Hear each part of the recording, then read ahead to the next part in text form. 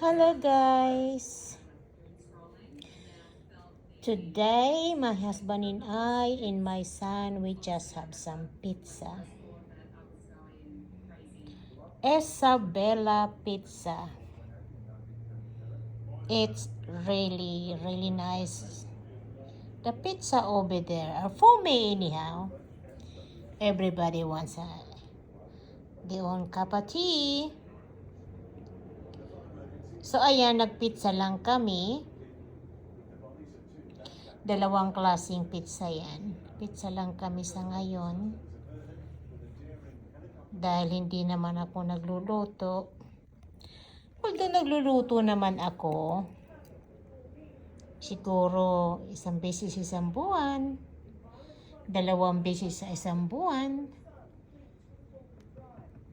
o kaya isang beses sa isang 3 buwan. Kasi lahat kami nagtatrabaho. Kaya, kumakain lang kami sa labas. Tapos, paggabi, ayan, ano yan? Seafood spaghetti yan.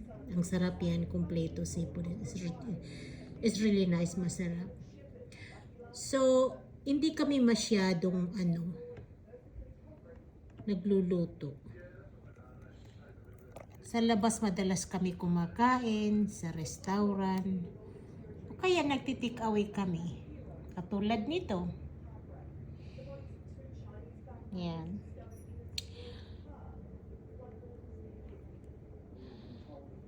Kasi lahat naman kami dala mga card namin pag nagtatrabaho. Kaya pag nagutom, kakain sa labas. Ayan. O kaya mag-o-order.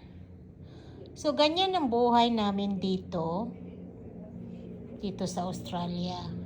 Pero hindi lahat hindi lahat ay mahilig sa take-away at hindi mahilig sa restaurant. Hindi lahat. So, kami lang yan. Kami lang yan ang mahilig. So, ito guys. Ayan. Ang sarap, diba? So, let's go. Kain na tayo. Kain na tayo, mga kaibigan. Yan.